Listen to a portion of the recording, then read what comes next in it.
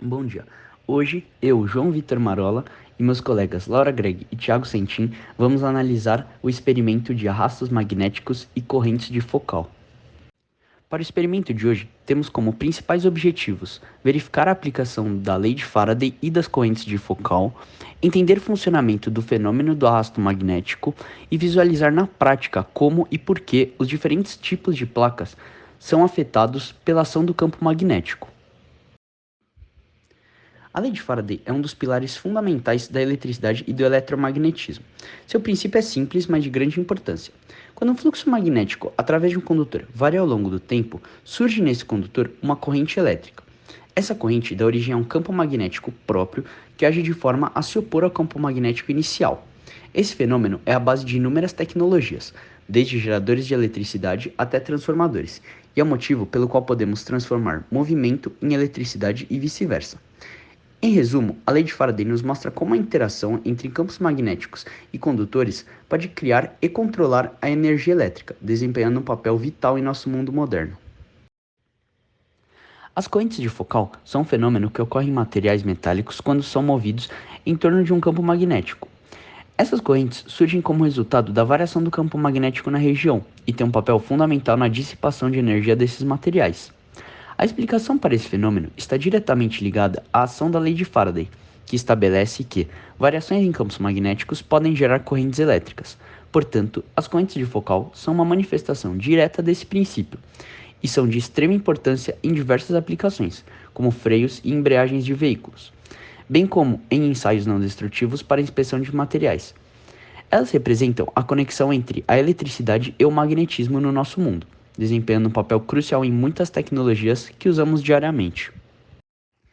Para a realização do experimento, foram utilizados os seguintes materiais: 3 placas metálicas, sendo uma delas preenchida por completo, a outra vazada no meio e a última vazada da ponta para o meio, como mostram as 3 imagens no slide, além de um pêndulo e um suporte para ímãs. Para a realização do experimento, ele foi dividido em 4 etapas. Primeira etapa, a placa metálica de área completa sem o ímã. A segunda, a placa metálica de área completa com o ímã. A terceira, a placa metálica de área intermediária com o ímã. E a quarta, a placa metálica de menor área com o ímã também. A partir disso, a haste metálica foi afastada 20 graus em relação ao eixo principal e solta, como mostrado no vídeo ao lado. E durante 20 segundos, as oscilações foram gravadas no software Pasco. Sendo assim, no Pasco foi montado o gráfico 1, o qual é a posição em centímetros em relação ao tempo. E nele mesmo foi calculada uma média total de todos os pontos para ser definido o valor do offset, que nesse caso foi de 0,5158. Depois disso foram selecionadas as 10 primeiras maiores amplitudes, como mostrada na tabela 1. E em seguida, o valor da amplitude com o offset e depois o logaritmo natural da amplitude com o offset. E a partir da tabela 1 foi gerado 2 gráficos. O primeiro gráfico, que é o gráfico 2, é o tempo em função da amplitude. E o segundo gráfico, que é o gráfico 3, é o tempo em função do ln de A. E nele é possível definir o coeficiente de amortecimento, que foi de 0,0062. E esse coeficiente está restrito apenas à resistência do ar, porque não teve nenhuma outra força restringindo a movimentação desse pêndulo. Na segunda etapa, foi utilizada a mesma placa metálica, que é a de área completa, só que dessa vez com o ímã. E o processo foi o mesmo. A haste foi afastada a 20 graus e foi solta oscilando por 20 segundos gravados no Pasco, como mostrado no vídeo ao lado. No Pasco foi montado o gráfico 4. E nesse gráfico é possível perceber que as amplitudes das ondas foram diminuindo ao decorrer do tempo. E nele também foi calculado a média de todos os pontos, que é o offset, que foi de 0,074, e depois foi montada a tabela, com o tempo, a amplitude levando em consideração o offset, e o ln dessa amplitude.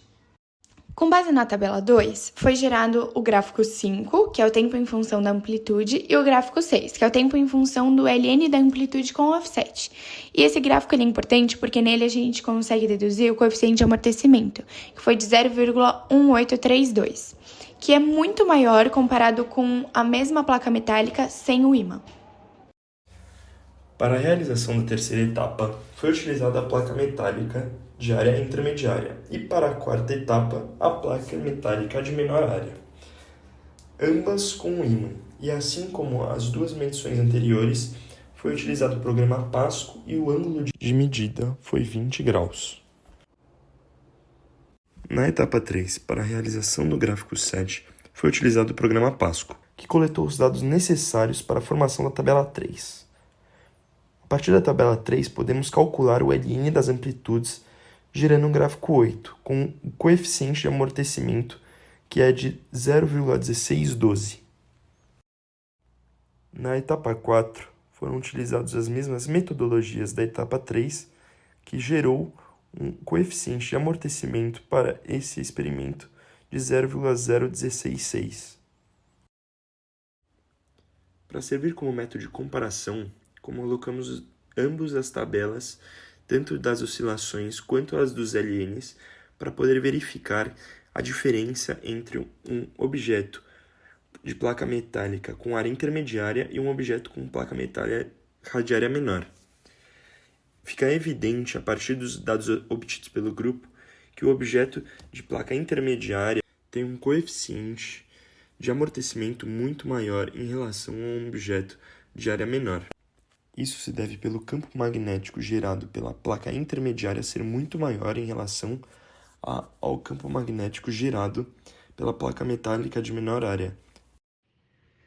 Ao término do experimento, foi possível perceber a importância do tamanho da superfície de contato no coeficiente de amortecimento.